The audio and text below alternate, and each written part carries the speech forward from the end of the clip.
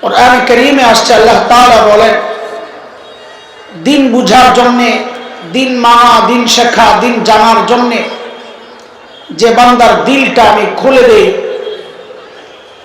দিন বুঝার মানসিকতা যাকে দান করি, ওই বান্দা সারাক্ষণ আমার স্পেশাল নূরের আওতায় থাকে।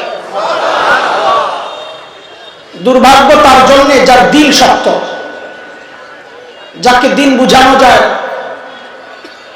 তাকে বুঝানো হয় একটা, সে বুঝে আরেকটা। উলামায়ে কেরাম চায় বুঝাইতে, সে চায় খেলতে। আরে ভাই, বুঝার জিনিস বুঝতে হয়, বুঝার জিনিস দিয়ে খেলা যায়, খেলার জিনিস আলাদা। আমরা বলি ভাই বুঝো, বলে আসো খেলা হবে। আরে বোকা, এটা কি খেলার জিনিস? বুঝার জিনিস বুঝতে হয়, খেলার জিনিস আলাদা। হাত পাও দিয়া খেলতে হয়, বুঝতে হয় মাথা দিয়া। যার মাথার মগজ নাই সে হাত পায়ের কাজ বেশি চালাইতে চায়। আল্লাহ তাআলা বলেন, এমন যারা, এরা স্পষ্ট গুমরাহিতে নিমজ্জিত। সূরা জুমার আয়াত নম্বর 22 আল্লাহ কারীম বলেন, আফামান শারাহাল্লাহু সাদরাহু লিল ইসলাম ফাহুয়া আলা নূরিন মির রাব্বিহি ফাওয়াইলুল লিল কাসিয়াতি কুলুবুহুম মিন যিকরিল্লাহ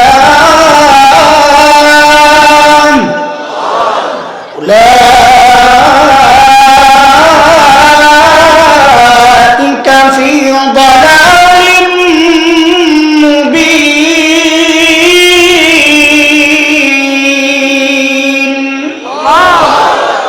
এই আয়াতের মধ্যে রব্বুল কারীম এই কথাগুলো বলেছেন। মুহতারাম হাজরিন, যে মহান মালিক এই নিয়ামতে আমাদেরকে ধন্য করলেন, ওই মালিকের শুকরিয়া আদায় করে জবান খুলে, প্রাণ খুলে কালিমাতুশ শুকর উচ্চারণ করি, আলহামদুলিল্লাহ। কুরআনুল কারীমের ছোট্ট একটা সূরা, ছোট্ট একটা আয়াত আমি তিলাওয়াত করেছি, সূরা হাশর, একেবারে ছোট্ট আয়াত। আল্লাহ তাআলা এই আয়াতের শুরুতে আমাকে আপনাকে বড় মায়া করে একটা ডাক দিয়েছেন, ইয়া আইয়ুহাল্লাযীনা আমানু। এই ডাকটা মালিকের বড় মায়ার ডাক। কুরআনুল কারীমের মধ্যে আল্লাহ ঈমানদারদেরকে দুই ভাবে ডেকেছেন, ইয়া আইয়ুহাল্লাযীনা আমানু, ইয়া আইয়ুহান নাস, ও ঈমানদারেরা। আরেক হচ্ছে ও মানুষ। হযরত মুফতি শফি রাহমাতুল্লাহি আলাইহি বলেছেন, এই দুই ডাকের মধ্যে অনেক পার্থক্য। এদেরকে একটু চুপ করা, এখানে বসে কোনো কথা বলা যাবে। আমি ভাই এই ক্যামেরার, এটা আমার পছন্দের জিনিস না, এর মধ্যে আরো যদি অপছন্দ যোগ হয় টোটাল ক্লোজ করে বলবো ভাই ওঠো। একদম চুপচাপ বসে থাকলে বসবা, না চলে যাবে। হযরত মুফতি শফি রাহমাতুল্লাহি আলাইহি বলেন, এই দুই ডাকের মধ্যে অনেক পার্থক্য। বলে কেমন পার্থক্য? আমরা আমাদের সন্তানদেরকে ডাকার ক্ষেত্রেও এই পার্থক্যটা করি। আমরা আমাদের সন্তানদেরকে দুই ভাবে ডাকি। কখনো নাম ধরে, আব্দুল্লাহ, কথার কথা। তো সন্তান বুঝে বাবার মুড বেশি একটা ভালো না, হয়তো রেগে আছে, ডাকের নমুনা ভালো না। কিন্তু বাবা যখন সন্তানকে, বাবা আর সন্তানের যে সম্পর্ক, ওই সম্পর্ক ধরে যখন ডাক দিয়ে বলেন আব্বু, তো সন্তান বুঝে বাবা আমাকে মায়া করে ডাক দিয়েছে। ঠিক আল্লাহ তাআলা যখন ডাক দেন ইয়া আইয়ুহান নাস, মানুষ, তো বুঝে নেওয়া যে আল্লাহ হয়তো রেগে আছেন, নাম ধরে রেখেছেন। কিন্তু আল্লাহর সাথে বান্দার যে সম্পর্ক, ঈমানের সম্পর্ক, ওই সম্পর্ক ধরে যখন ডাক দিয়ে বলেন ইয়া আইয়ুহাল্লাযীনা আমানু, ও ঈমানদারেরা, তখন বুঝে নেওয়া যে আল্লাহ তাআলা আমাকে আপনাকে বড় মায়া করে ডাক দিয়েছে। আমি যে আয়াতে কারিমা তিলাওয়াত করেছি, এই আয়াতে আল্লাহ মায়া করে ডাক দিয়ে কি বলছেন? মালিক বলেন, ইয়া আইয়ুহাল্লাযীনা আমানু তাকুল্লাহ وَلْتَنظُرْ نَفْسٌ مَا قَدَّمَتْ لِغَدٍ وَاتَّقُوا اللَّهَ।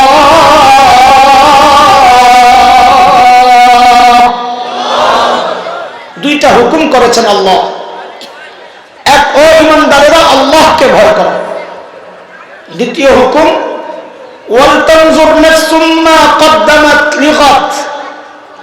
প্রত্যেকটা মানুষের উচিত তার আখিরাত নিয়ে চিন্তা করা হয়, আমি আমার মালিকের সামনে কি পেশ করব, আমার পুঁজি কি, কামাই কি, সম্ভব কি। এটা প্রত্যেকের চিন্তা করা উচিত। এমন না এটা শুধু শ্রোতারা চিন্তা করবে বক্তাবাদ, মুসল্লিরা চিন্তা করবে ইমামবাদ, মুরিদরা চিন্তা করবে পীর সাহেববাদ। না, আল্লাহ বলেন প্রত্যেকটা মানুষের চিন্তা করা উচিত, আমি আমার আখিরাত কি কামাই করেছি, পুঁজি কি, কামাই কি, সম্বল কি, মালিকের সামনে কি নিয়ে দেওয়া। বলে চিন্তা করি বলেই তো এই মজলিসে আসছি, তাই না? না অন্য কোনো মাকসাদ আছে? জিলাপি তো নাই, খিচুড়ি তো নাই, তবারক তো কি জন্য এত মানুষ আসছেন আপনারা? তবারক কলার জায়গায় গেলে না ওয়াজও শোনা যায়, জিকিরও করা যায়, একসাথে ঘষাঘষিও চলে, কিছু তবারকও পাওয়া যায়, লাভ আর লাভ না। মাশাআল্লাহ। দোস্ত, আসছি তো আখিরাতের ফিকিরে, ফিকির তো করি আমরা আখিরাতের, নাইলে এখানে কেন আসলাম? কিন্তু আমাদের ফিকিরগুলো যথাযথ হচ্ছে কিনা, পারফেক্ট হচ্ছে কিনা, যেমনটা দরকার ঠিক তেমন হচ্ছে কিনা, না ঘাটতি আছে, কেমনে বুঝবো? কেমনে বুঝবো? তো আল্লাহ তাআলা হযরতে সাহাবায়ে কেরাম রিদওয়ানুল্লাহি আলাইহিম আজমাইনদেরকে আমাদের নমুনা আর মডেল বানাইছে, যে তুমি তোমার ঈমানকে সাহাবীদের ঈমানের সাথে মিলায়া দেখো, যদি মিলে যায় তো তোমার ঈমান ঠিক আছে, না মিললে ভেজাল আছে। কার কথা? মালিক বলেন, فَإِنْ آمَنُوا بِمِثْلِ مَا آمَنْتُمْ بِهِ فَقَدِ اهْتَدَوْا وَإِنْ تَوَلَّوْا فَإِنَّمَا هُمْ فِي شِقَاقٍ।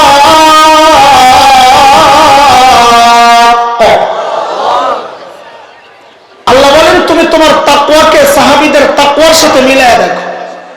কেন মিলাবো? বলে এই জন্য মিলাবা, কারণ সাহাবীদের তাকওয়ার পরীক্ষা আমি নিয়েছি, ওই পরীক্ষায় তারা পাস, তোমাদেরটা মিললে তোমরাও পাস। কার কথা? জোরে বলেন। এতক্ষণ আপনারাই না চিল্লাইলেন, এতক্ষণ চিল্লাইছে কে? দ্বিতীয় ব্যাচ, এটা চিল্লানের ব্যাচ চলে গেছে। এখন ঠান্ডা কে? আমি ঠান্ডা মানুষ দেখা, গরিবের ভাত নাই। মালিক বলেন, উলাইকা আল্লাযীনা ইমতাহানাল্লাহু কুলুবাহুম লিত্তাকওয়া লাহুম মাগফিরাতুন ওয়া আজরুন আযীম।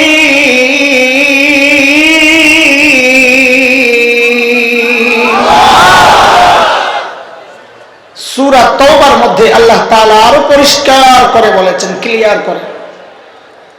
মালিক বলেন, والسابقون الأولون من المهاجرين والأنصار والذين اتبعوهم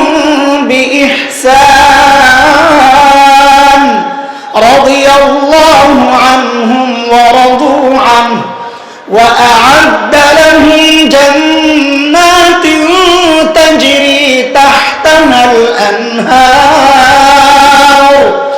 خالدين فيها أبدا ذلك الفوز العظيم। এই আয়াতের মধ্যে আল্লাহ বলেন, সাহাবীরা আমার উপর রাজি ছিল, আমিও তাদের উপর রাজি, তাদের জন্য জান্নাত তৈরি করে রাখছি। তো বলে আল্লাহ আমরা সাহাবীদের জন্য জান্নাত, তো আমরা তো আল্লাহ এই আয়াতের মধ্যে ছোট্ট করে বলেন, ওয়াল্লাযীনা তাবাউহুম বিইহসান, যার ঈমান সাহাবীদের সাথে মিলে যাবে, যার আমল সাহাবীদের সাথে মিলে যাবে। আল্লাহ বলেন, বান্দা তোমার উপরেও আমি রাজি, তোমার জন্য জান্নাত রেডি। ভাই 1-2 মিনিট লাগবে না, 1.5 মিনিট। যারা আলেম না, একটু চুপচাপ খালি শোনেন, এটা আপনারা বুঝবেন না। হযরত উলামায়ে কেরামের কাছে এই জায়গায় একটা সূক্ষ্ম মেসেজ আছে, উলামায়ে কেরাম খেয়াল করেন। এই সমাজের একটা শ্রেণী আছে শুধু উলামায়ে কেরামকে বিতর্কিত করার পেছনে লেগে থাকে, দ্বীনের নাম দিয়া নিজেদেরকে দ্বীনদার ভাবে এবং সহি আকীদাওয়ালা ভাবে। যারা উলামায়ে কেরামকে ওস্তাদ মানতে চায় না, তাদের ওস্তাদ হচ্ছে ফজিলাতুল শেখ আল্লামা মুফতি ইন্টারনেট লানাতুল্লাহি আলাইহি। উম্মতের আলেমদেরকে উম্মতের কাছে বিতর্কিত করার জন্য নানান ফাঁক ফুকর খোঁজে। এই গুতার খোঁচা খাইতে খাইতে তো আমরা প্লাস্টিক হয়ে গেছি, এখন আর লাগে না। এখন ওই চিপায় চাপায় যায়া নরম সরম কাউরে পাইলে আরে যায় খালি খোঁচা। এর মধ্যে একটা খোঁচানির জবাব এই আয়াতে আসছে, উলামায়ে কেরাম খেয়াল করেন। সেটা হচ্ছে আমাদের ফিকহের একটা বড় কিতাব হিদায়াত, এর মধ্যে ইমাম আবু হানিফা রাহমাতুল্লাহি আলাইহির নামের পাশে কোথাও কোথাও রাদিয়াল্লাহু আনহু লেখা আছে। সাধারণ মানুষ তো বুঝে না, তো সাধারণ মানুষকে বুঝায়, দেখো হানাফিরা কত খারাপ, হানাফিরা কত খারাপ যে ইমামে আবু হানিফাকে সাহাবী বানায় দিছে। কি জন্য সাহাবী বানাইলো? বলে এই যে ইমামে আবু হানিফার পাশে রাদিয়াল্লাহু লাগাই দিছে। তো সাধারণ মানুষ মনে করে, আরে দেখছো কারবা হুজুররা আমগুলোকে এত ধোকা দেয়, আমগরে বোকা পাইছে। ওরে দোস্ত, এই আয়াতে এই প্রশ্নের জবাব আছে, খেয়াল করে উলামায়ে কেরাম। ওয়াস-সাবিকুনাল আউয়ালুনা মিনাল মুহাজিরিন ওয়াল আনসার, এই পুরো অংশটার মেজদাক সাহাবী। ঠিক এরপরই আছে ওয়াল্লাযীনা ইত্তাবাউহুম বিইহসান, ওয়াও লিল আতফ, আল্লাযীনা ইত্তাবাউহুম বিইহসান। আমরা জানি মাতুফ আলাইহির গায়র হয়, এই আপনারা একটু বুঝেন।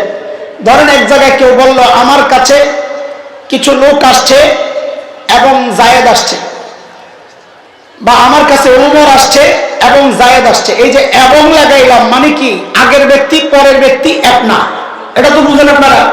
এখানে এমন একটা প্যাচ লাগছে, এবার বুঝতে থাকেন কিছু। আল্লাহ বলেন ওয়াস-সাবিকুনাল আউয়ালুনা মিনাল মুহাজিরিন ওয়াল আনসার, পুরোটা দিয়া উদ্দেশ্য হচ্ছে সাহাবী। ওয়াও লিল আতফ, এবং সাহাবীরা, এবং আল্লাযীনা ইত্তাবাউহুম বিইহসান, যারা সাহাবীদেরকে অনুসরণ করে। তার মানে আল্লাযীনা ইত্তাবাউহুম বিইহসান, এরা সাহাবী না, এরা গায়রে সাহাবী। যেহেতু মাতুব আলাইহির কি হয়, গায়র হয়। বুঝছেন না এই কথা? হুজুররা বুঝেন না? এই উভয় শ্রেণী সাহাবী গায়রে সাহাবী, উভয় শ্রেণীর জন্য আল্লাহ তাআলা বলতেছেন রাদিয়াল্লাহু আনহুম ওয়া রাদু আন। বুঝা গেল সাহাবী ছাড়াও রাদিয়াল্লাহু ব্যবহার আল্লাহ নিজে করেছেন। না বুঝলে থাক, এটা যাদের বোঝা দরকার বুঝছে, খোসা খাইলে এখন জবাবটা দিতে পারে। আমাদের কাজ হইল, বিশেষ করে আমি চেষ্টা করি, আমাদের উপর যত হামলা আসে এগুলোর জবাব তো আরো, এরা হামলা করে যতটুকু স্পিডে তার চেয়ে আরো কঠিন জবাব আমাদের কাছে পড়ে রয়েছে, এগুলো দেওয়া দরকার। চুপচাপ থাকি বলে এরা মনে করে যে আমরা বুঝি খাইছি ধরা, শুয়ে শুয়ে মনে হয় কামতেছি, কিন্তু শুয়ে শুয়ে চুপ করে থাকি যে ফেতনা লাগবে, মারামারি লাগবে। সব জবাব দিতে গেলে সব জবাব আমাদের কাছে আছে, আলহামদুলিল্লাহ, আলহামদুলিল্লাহ। কাজে আমাদের আমলকে কাদের সাথে মিলাইতে হবে বলেন? একটা কথা মনে রাখেন, ভাই আমার কথা বুঝতে হইলে একটু ধৈর্য ধরে শুনতে হবে, মনোযোগ দিয়া। শেষ পর্যন্ত শুনলে একটা মেসেজ পাওয়া যাবে। উড়াদুরা কিছু শোনাইতে পারবো না আপনাকে, আমার কথা একটু দেরি লাগে সাজাইতে। লম্বা সময় বয়ান না করলে আমি বয়ান সাজাইতে পারি না, বদ অভ্যাস এটা। এই একটুর মধ্যে মানুষকে একটা মেসেজ দিতে পারা, এটা একটা যোগ্যতা। এটা সবাই পারে না, আমি পারি না। এই যোগ্যতা যাদের আছে আল্লাহ শুকুর, ভালো যোগ্যতা এটা। লম্বা সময়ের অভিজ্ঞতা। আমাদের আল্লামা জুনায়েদ আল হাবিব সাহেব বড় ভাই, ও আমি যখন বালেগ হই নাই তখন দিয়ে ওয়াজ করে। আমার জীবনের তো প্রথম ওয়াজ হইল 2014 31 ডিসেম্বর। তার মানে ওই বছর তো শেষ, 15 থেকে 2015-তে করছি 17টা ওয়াজ, ক্যালেন্ডারে লেখা রাখছি। ওই যে 2016-তে করছি ঠিক ডবল 34টা। বড় অবাক হয়ে গেছি, এক বছরে ডবল হয়ে গেল না, সুবহানাল্লাহ। এরপরে তার কোনো হিসাব টিসাব রাখার কোনো সুযোগ নাই। তা আমি তো অনভিজ্ঞ মানুষ, এই জন্য বুঝি না কোনটা বাদ দিলে কোনটা রাখলে সাইজ করে কথাটারে কাটকুট কইয়া এই ছোট্ট একটা পোটলা বানায় মানুষের কাছে ফালানো যায়, এটা বুঝি না। এই জন্য আপনাদের কাছে মাআযারাত পেশ করতেছি, একটু সময় লাগবে, বাকি শুরু থেকে মনোযোগ দেওয়া লাগবে। আমি গুছায়া আনতে হয়, নানান জায়গা থেকে ঘুরে ঘুরে কথা আইনা। এরপরে এটার জন্য একটা উদাহরণ দিয়ে থাকি আমি, যে বাড়িতে মেহমান আসছে, তো মেজবান হোস্ট বাড়িওয়ালা বলে একটু বাজারে যাই, আপনি থাকেন। তো মেহমান বলে ভাই আপনাদের বাজারটা আমিও একটু দেখতে চাই, তো চলে। তো বাজারে গেছে। এখন বাড়িওয়ালা একবার গোশতের দোকানে, একবার চাল, একবার ডাল, সবজি, নানান দোকানে ঘুরে। তো মেহমান বলে কি আপনি বাজার করবেন, ভালো কথা, এত দোকানে ঘুরেন কেন? তো মেজবান বলে বাড়িওয়ালা, আরে এটা কি আজীব কথা, আপনি বাজার দেখতে আসছেন, আপনি আমার পেছনে পেছনে থাকেন নিয়ে, বাজারে অনেক অলিগলি হারায়া যাবেন, শেষে কপালে খাওয়া জুটবে না। আমি কোন কোন দোকান থেকে বাজার করি এটা আপনার বিষয় না, আপনি দেখবেন খাবার টেবিলে খানাটা ঠিক আছে কিনা। তা আমিও বয়ান যে করি, আমি শুরুতে বাজার করতে হয়, আমার সাথে একটু বাজারে যাইতে হবে, কিন্তু কিছু বলা যাবে না কই কই জায়গা, এটা আপনার এটা বিষয় না, আপনি দেখবেন শেষে খানার টেবিলে যা বলতে চাইছি এটা ঠিক আছে কিনা। কিন্তু বাজার কি করতেছি, সাথে সাথে না থাকলে গলিতে গলিতে হারায় গেলে কথা খুঁজে পাবেন না। ঠিক আছে কথা ইনশাআল্লাহ? লাইরে বসুন তো, আবার যাবেন গেলে আলহামদুলিল্লাহ আমিও তাড়াতাড়ি বয়ান ছাড়তে পারবো, বুঝেন নাকি? আমাদের আমলকে কাদের সাথে মিলাইতে হবে বলেন? কিন্তু দোস্ত হুবহু মিলবে না, এটা মাথায় রাখা। হুবহু যদি আমাদের আমল সাহাবীদের আমলের মতোই হতো, তো আল্লাহ তাআলা আমাদেরকে সাহাবী যুগে, নবী যুগেই পাঠাইতেন। ছোটবেলায় একটা গজল গাইতাম আমরা, এই গজল আমি গাইবো না, আমি গজলের বিরুদ্ধে বলি খুব, যে বয়ানে বসে বসে গজল বইলে টাইম লস করার, আজান দাও, পাবলিকরে বুঝাও, সময় লস করা। এখন আমিও যদি বলি তো এই যে এরা সব সাক্ষী বানাবে, দেখো নিজেও বলে আবার আরেকজনের বিরুদ্ধে বলে। আমি এক লাইন শোনাইতেছি শুধু কথাটা আনার জন্য। ছোটবেলায় আমরা গাইতাম, জন্ম যদি হতো মুদের রাসূল পাকের কালে, আহা রাসূল পাকের দেশে, ফুল স্টপ, আর গাইতেছি না। তো ওস্তাদরা বলতে হয় এটা কি, কেমন গজল, এটা কেমন গজল? জন্ম যদি হতো মতো রসুল পাকের কালে, আরে রসুল পাকের জন্ম হইলে তোমার জন্য ভালো হইতো না, এই যুগে জন্ম হইলে ভালো হইতো, এটা তুমি বুঝো না আল্লাহ বুঝো? আল্লাহরে বুঝি পরামর্শ দেওয়া শুরু করছো তুমি? হ্যাঁ, না না, রসুলের যুগে হয়ে তো আমি আবু জাহেলও হইতে পারতাম, আরেক বিপদ হইত। তবে একটা খুশির খবর আছে, শুনবেন নি আপনারা? খুশির খবর শোনার মতো মুড আছে তো নাকি? আলহামদুলিল্লাহ কর। খুশির খবরটা হইলো, আচ্ছা খুশির খবরটা বুঝার আগে একটা উদাহরণ বুঝেন, বুঝে বুঝে আগা। বুঝার জিনিস কি করতে হয়, আমি এটা খুব বেশি বেশি বলি, কেন আমাকে কলিজা আগুন লাগছে, তো যত বলি একটু পাতলা হয়। বলেন, বুঝার জিনিস খেলার জিনিস দুইটা এক জিনিস না, তো বুঝেন, খেলতে আসেন না। 2 মাস আগে টমেটোর কেজি কত ছিল বলেন তো? 100 রুপি। আচ্ছা 100ই ধরেন, একটু বলেন তো এই 100 টাকার টমেটোটা ফ্রেশ ছিল না ভেজাল ছিল? ভেজাল, ফরমালিন দেওয়া। ভেজাল টমেটো খাইলেন কত দিয়া? 100 দিয়া। মাশাআল্লাহ। আমাদের কুমিল্লার রাস্তায়, রাস্তার 2 পাশে বিশাল বিস্তৃত অঞ্চলে টমেটোর চাষ হয়। তা আমরা যখন দিনের বেলা ওদিক দিয়ে যাই, তো বিকালে দেখি কৃষকরা রাস্তার 2 ধারে টমেটো স্তূপ দিয়ে বসে থাকে। তা আমরা শহরের মানুষ, ফ্রেশ জিনিস দেখলেই কিনতে মন চায়। মাহফিলে যাচ্ছি, রাস্তায় দেখি মাছ লাফাইতেছে, নাই মাছ কিনি। মাহফিল টাহফিল করে বাসায় যাইতে যাইতে সকাল, মাছ ময়রা পয়চা শেষ। তো বউ চাইতে যায় এই মরা মাছ আনার জন্য এই লম্বা টাইম কষ্ট, এটা তো নিউ মার্কেটেই পাওয়া যায়। তা আমি বলি খাইয়া মজা পাওয়া যাবে না ঠিক, কিন্তু আমি কিন না তো মজা পাইছি। আমরা শহরের মানুষ এগুলো দেখি না।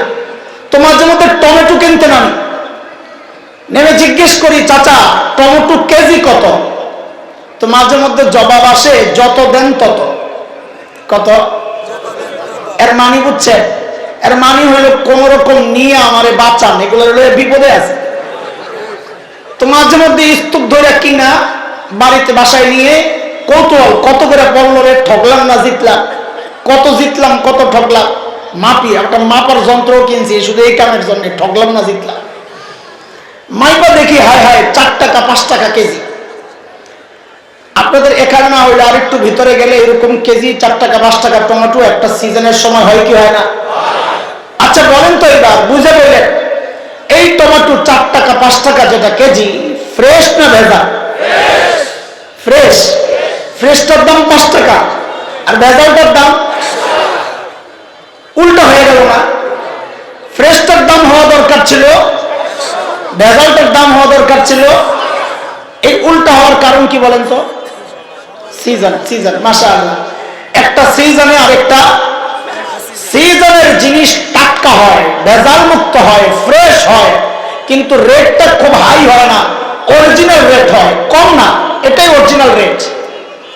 অফ সিজনের জিনিস ভেজাল হয় কিন্তু রেট কি হয়? কথা বলেন।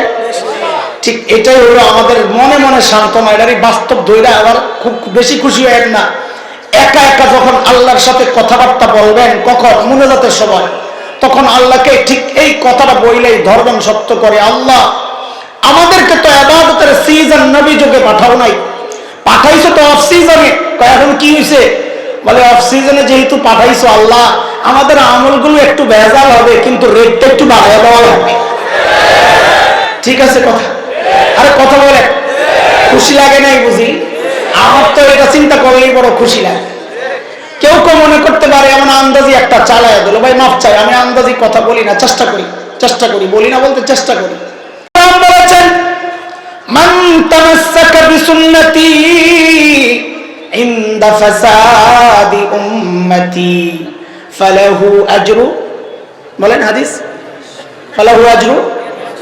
আমি শোনার জন্য, কারণ আমি ডাইরেক্ট বললে আবার পিছনে পিছনে বলবেন যে হুজুর তো হাদিসটা ভুল বললো বেটা। ফালাহু আজরু বলেন মুফতি আব্দুল মালিক দামাত বারাকাতুহু আলিয়ার তাহকিক এবং অন্য মুহাদ্দিসরাও বলেছেন এটা মিআ সহ হাদিসটা দুর্বল, মিআটা বাদ দিলে হাদিসটা পুরো ঠিক আছে। এইবার ঠিক করে বললে আর কেউ এশকাল করবে না, বল না ঠিকই পড়ছে। নবী বলেন মান তামাসসাকা বিসুন্নতি ইনদা ফাসাদি উম্মতি ফালাহু আজরু শাহীদ আও কামা ক্বালা আলাইহিস সালাতু ওয়াস সালাম। আল্লাহর হাবিব বলেন ফিতনার জামানায়, ফাসাদের জামানায়, এই সময়ের তরজমা যদি করি তো আমি বলবো অফ সিজনে। বলেন কি? নবী বলেন অফ সিজনে কেউ যদি সুন্নতকে আঁকড়ে ধরে আল্লাহ তাআলা তার আমলনামায় শাহাদাতের মর্যাদা লিখে দেন। আরে ভাই বলেন আমাকে বুঝে বুঝে এই কথা নবী সাহাবীদেরকে বলেছেন, এই সাহাবীরা সুন্নত মানো, আল্লাহ আমলনামায় শাহাদাতের মর্যাদা দিবেন বলেছে। কখনের কথা এটা? অফ সিজনের। কখনের কথা?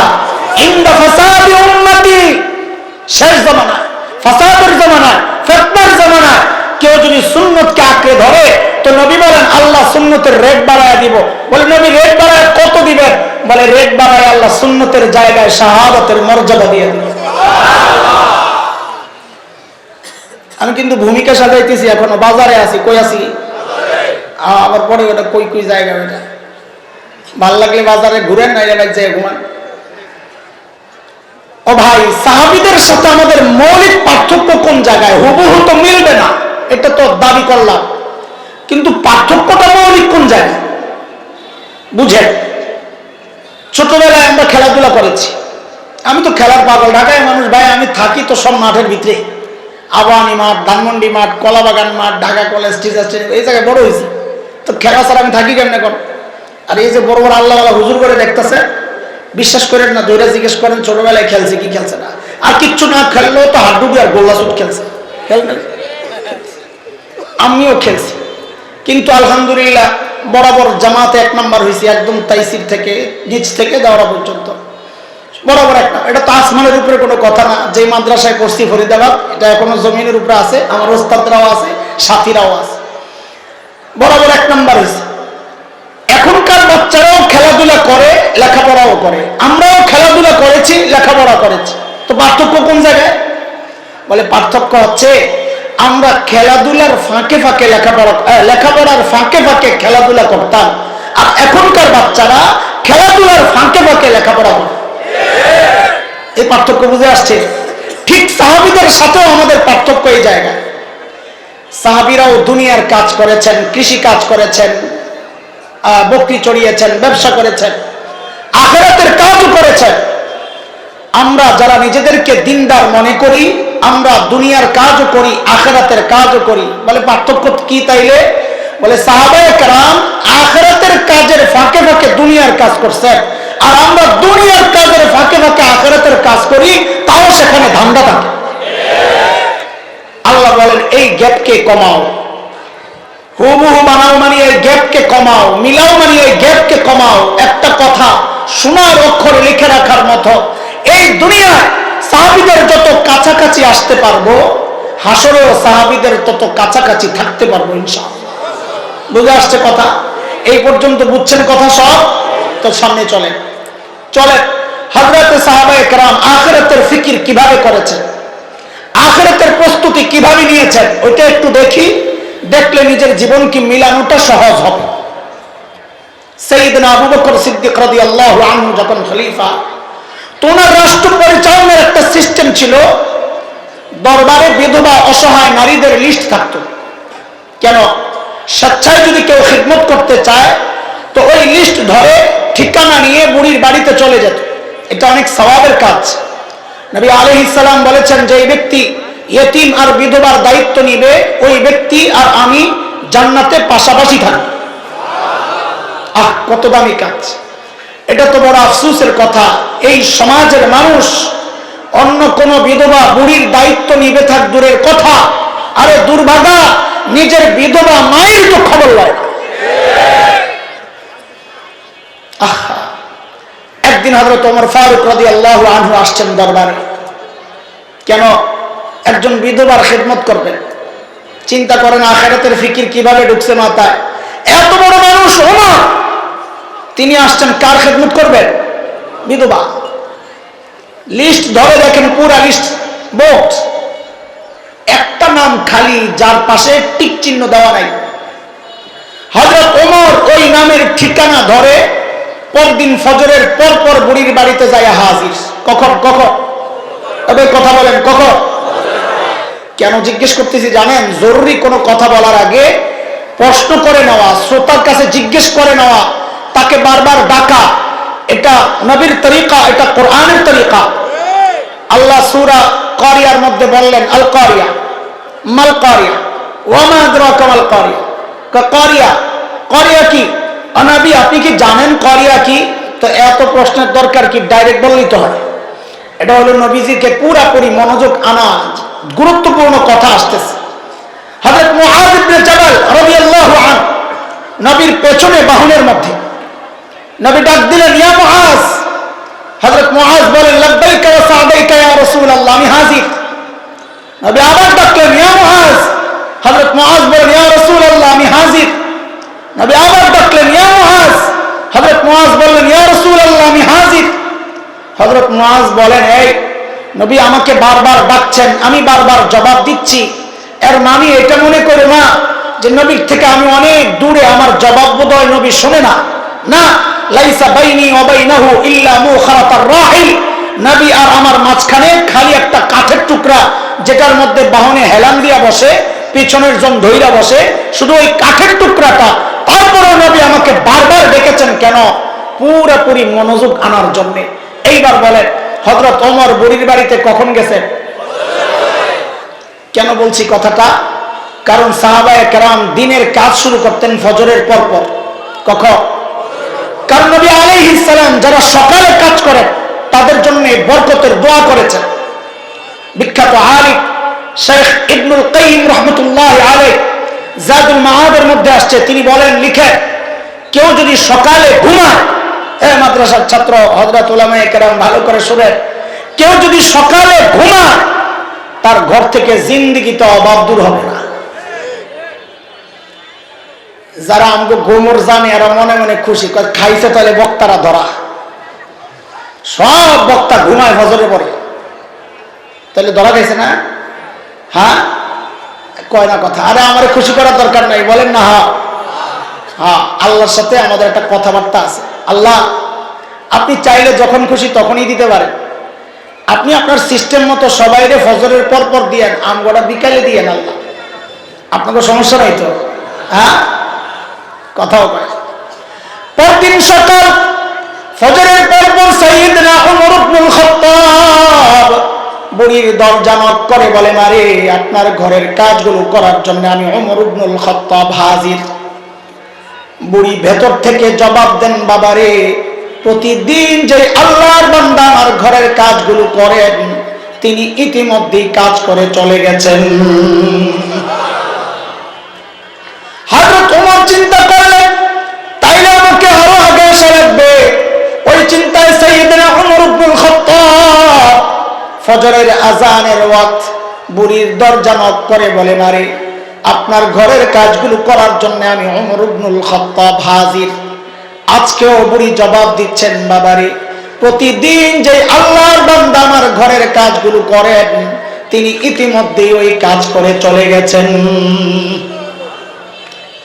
হযরত ওমর চিন্তা করলেন, তাইলে আমাকে আরো আগে আসা লাগবে।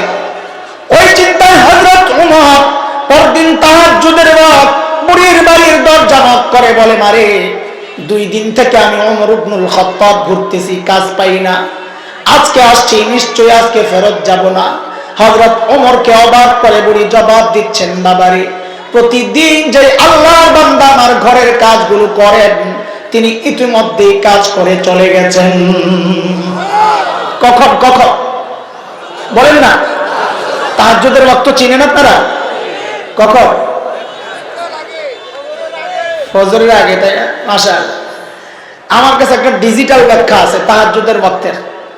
সেটা হচ্ছে এই যুগের পোলাপাই ফেসবুক আর ইউটিউব বন্ধ করে যখন ঘুমাইতে যায় ওটা হলো তাহাজ্জুদের ওয়াক্ত। আবার হাসস বেহায়ারি, শরম করে না? এতে সবচেয়ে বেশি ক্ষতিগ্রস্ত হয়েছে রাতে যারা চুরি করতো ওই বেটারা। যেই ঘরেই যায় জানালার সিপা দিয়া, দরজার সিপা দিয়া দেখে লোকগুলা ঘুমাইছে, দেখ কোনো না কোনো আল্লাহর বান্দা আসমানের দিকে মুনাজাত ধরে শুয়ে রয়েছে, গজব আইব না কেন করে। এইবার হযরত ওমরের টনক নড়ছে, কিরে ভাই আজিব তামাশা, এই গভীর রাতে বুড়ির বাড়ির কাজ করার জন্য কে আসে? আমার কাজের দরকার নাই, আগে বুজুর্গ ভাই করা লাগবে, কে লোক? ও ভাই আপনারা একটু পিছাইলে এই মানুষগুলো একটু আমার চেহারাটা দেখতো, কালা বেড়ারে কি দেখবা তুমি? বসা যায় না? আপনারা সব কিয়ামপন্থী না? কিয়ামপন্থী, জিলাপি তো নাই, ঠিক আছে। আরে এদিকেও তো দাঁড়ায় রয়েছে মাহফিল, তো এই 2 পাশে আরেকটা একটা করা যায়, যে মানুষ বহু জায়গায় এত মানুষও তো হয় না মাহফিল,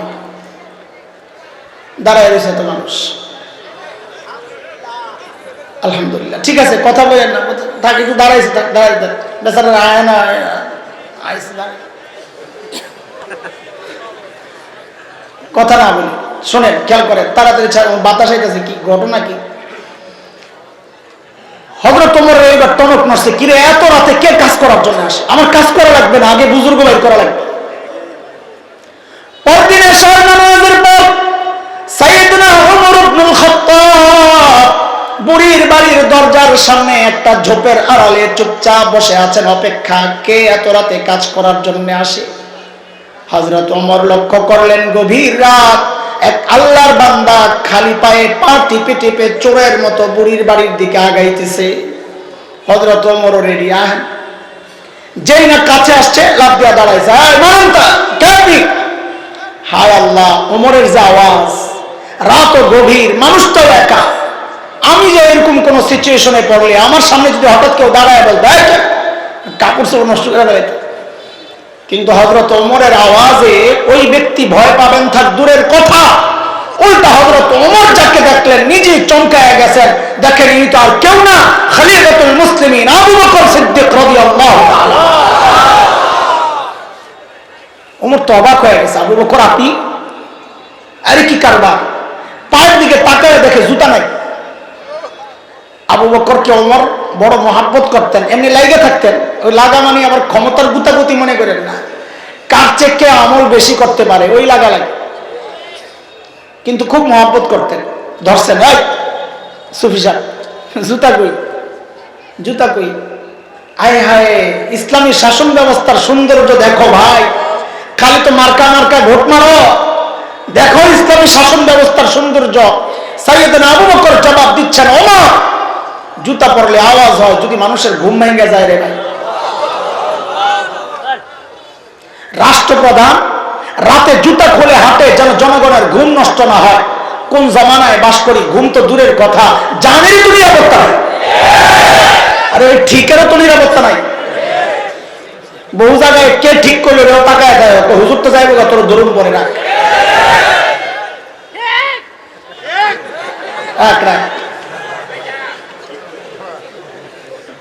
আমাদের আকাবির আস্তাফরা সাহাবীদের নমুনা যে ছিলেন, এই ঘটনা থেকে শুনে মুফতি শফি রহমতুল্লাহ আলাইহি নিজের জীবনীর মধ্যে লিখেছেন, ওনার এক উস্তাদ ছিলেন দারুল দেওবন্দের আসগর হোসেন রহমতুল্লাহ, বহু বড় বুজুর্গ ছিলেন। তো মুফতি শফি রহমতুল্লাহ লেখেন, লেখাপড়ার পর আমি কিছুদিন হযরতের কাছে ছিলাম আত্মশুদ্ধির জন্য, নিজেকে সংশোধনের জন্য। আমরা তো এখন ফারেগ হওয়ার আগে আল্লামা হয়ে যাই, আর আমাদের বড়রা ফারেগ হওয়ার পর লম্বা সময় বুজুর্গদের সোহবতে ছিলেন।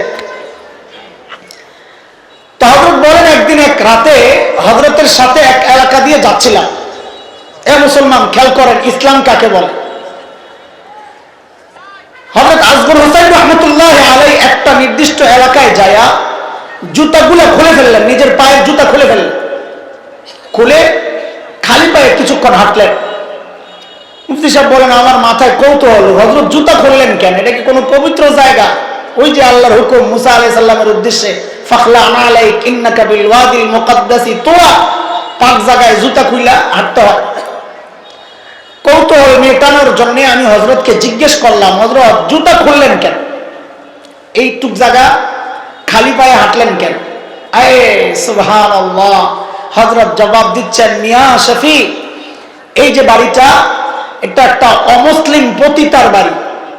অমুসলিম পতিতা, পতিতা দেহ ব্যবসা করে অর্থের বিনিময়ে। বলে তার যখন রূপ যৌবন ছিল তখন তার কাছে খদ্দের আসতো, সে মাল কামাইতো, পয়সা কামাইতো।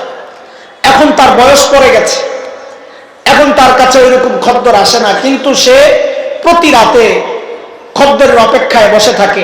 আমি পুরুষ মানুষ, আমার জুতার আওয়াজ সে বুঝবে এটা পুরুষের পায়ের জুতার আওয়াজ, সে আশাবাদী হবে, না জানে আমার খদ্দের আসছে, আমি যখন চলে যাব আশাহত হয়ে সে কষ্ট পাবে, আমি চাই না এই কষ্টটা সে পাক। আমাদের আকাবির, আমাদের গর্ব, আলহামদুলিল্লাহ আমাদের গর্ব তারা।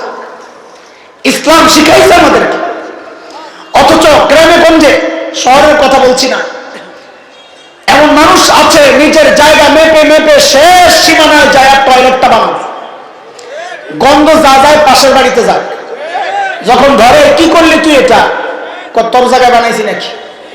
দেখছেন কারবার, এর নাম ইসলাম না। হযরত ওমর ধরলেন এইবার, আবু বকর ঠিক আছে বুঝলাম এই কারণে জুতা পরেন নাই, কিন্তু আপনি আসছেন কে? আমরা নাই, আমরা কি মরে গেছি? সারাদিন প্রশাসনিক কাজে ব্যস্ত থাকে, রাতে একটু আরাম করবেন, ঘুমাবেন, তা না, গভীর রাত আপনি আসছেন বুড়ির বাড়ির কাজ করার জন্য, কেন রে ভাই? আমরা নাই। হযরত আবু বকর কি জবাব দিলেন? এরে দোস্ত খেয়াল করেন, ওই জবাবটাই আমার বয়ান, এতটুকু কথা, জবাবটাই বয়ান। তবে জবাবটা এখন শোনাচ্ছি না। কেন? কারণ জবাবটার ওজন কত এটা বুঝতে হলে আগে আবু বকরের ওজন বুঝা লাগবে। ব্যক্তির ওজনের উপর কথার ওজন ওঠানামা করে। আপনাদের বাজারে এক ভিক্ষুকের সাথে আপনার সাক্ষাৎ, আপনাকে বললো কালকে একটু দেখা করে তোমারে খুশি করে দিন। তা আপনি মনে মনে হাসবেন, নিজে ভিক্ষা করে খায় আবার আমারে খুশি করে। কিন্তু যদি এলাকার এমপি সাহেব আপনাকে বলেন এই কালকে একটু দেখা করো তোমারে খুশি করে দিব, তখনও কি মনে মনে হাসবেন না আশাবাদী হবেন? কেন? কথা তো একটাই, ওই যে ব্যক্তির ওজন বেড়ে গেছে তো কথারও ওজন বেড়ে গেছে। আবু বকর কি জবাব দিলেন?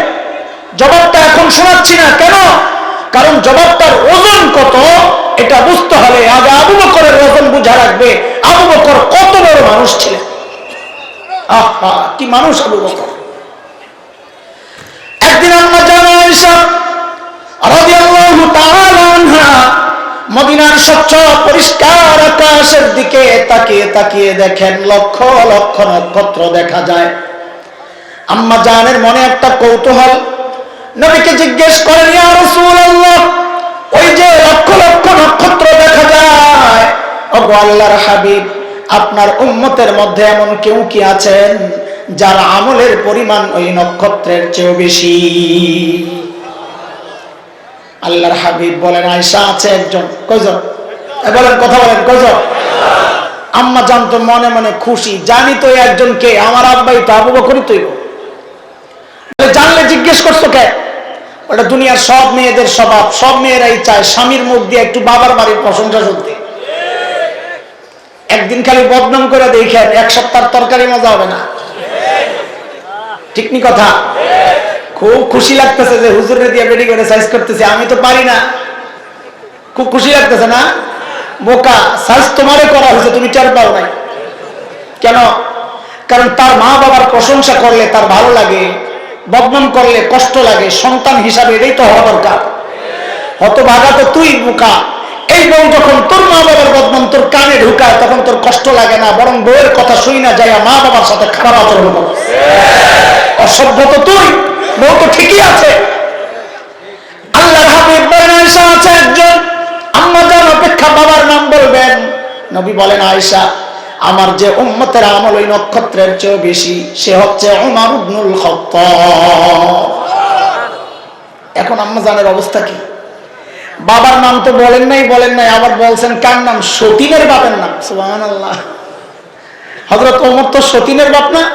আম্মা জান হাফসা রাদিয়াল্লাহু আনহার বাবা। আম্মা জানের চেহারা একদম মলিন হয়ে গেছে। মানুষের চেহারা দেখলে তো বোঝা যায় ভিতরে গন্ডগোল চলতেছে। ইংরেজিতে বলে না face is the index of mind, না কি কোন আপনারা, যে ভিতরের গন্ডগোল প্রকাশ পায় চেহারা। নবী তো আম্মা জানের চেহারা দেখে বুঝছেন যে ভিতরে গন্ডগোল চলতেছে।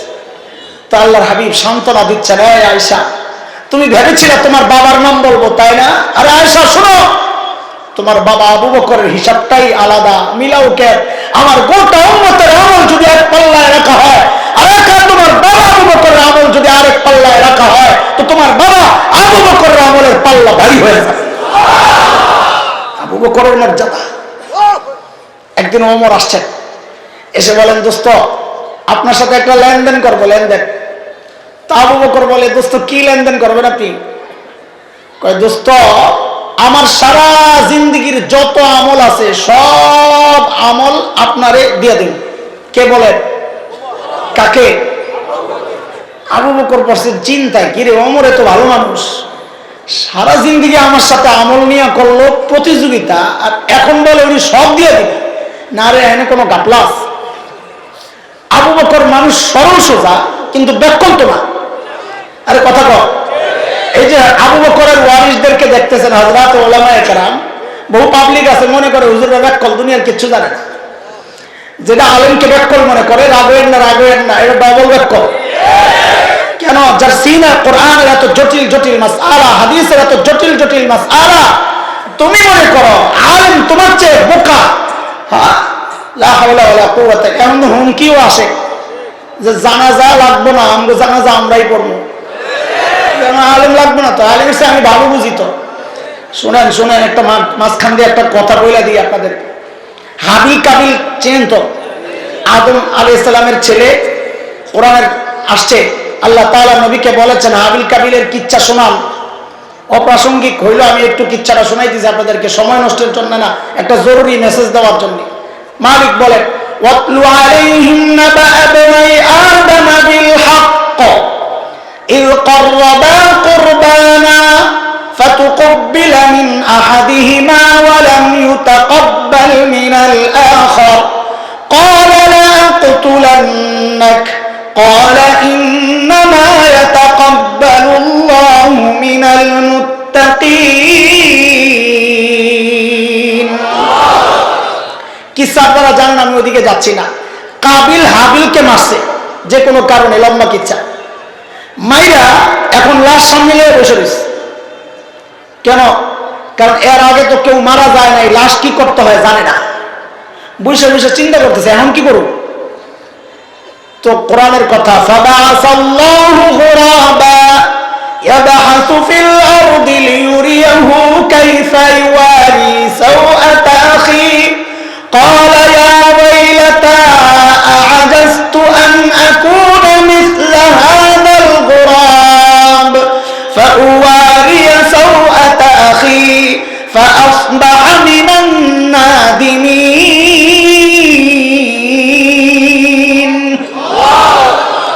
الله تكوّى পাঠাইছেন। কি পাঠাইছেন? কাক বলেন নাকি? কাউয়াটা বলতে আমার খোসাটা বেশি মনে হয়। কি পাঠাইছেন?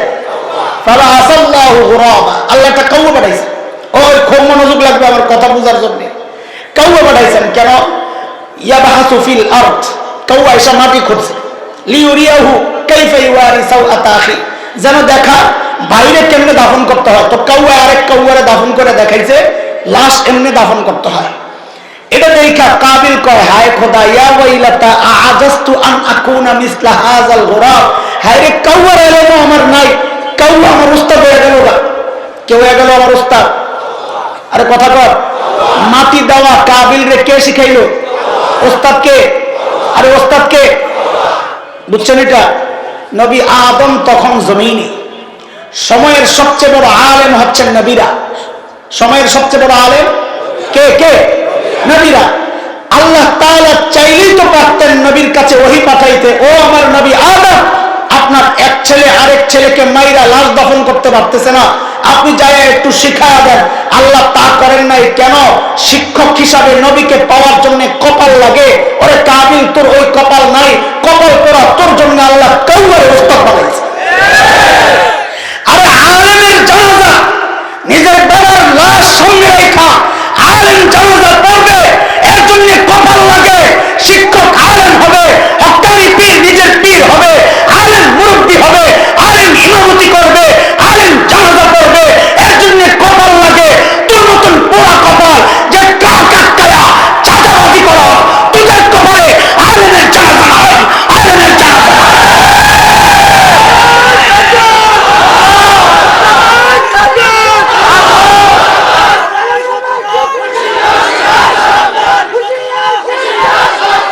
বসে বসে। কেমন কথা, কত উদ্যত্ত, কত উদ্যত্ত। জানাজা পড়া লাগবে না আমাদের। হায় হায়, আখিরাত কিভাবে বলছে। গজব আসছে, দরবার শুরু হয়েছে এবার।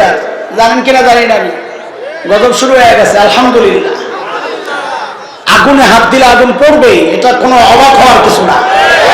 আগুনে হাত দিলে হাত পড়বে, এটা অবাক হওয়ার কিছু না। হাত যে দিলে তার হাতই পড়বে। অনেকে আলেমদেরকে বোকা মনে করে। আমাদের একজন বড় মুফাসসির ছিলেন আল্লামা মুস্তাফা হুসাইনি রাহমাতুল্লাহ আলাইহি, নাম মনে আছে নি?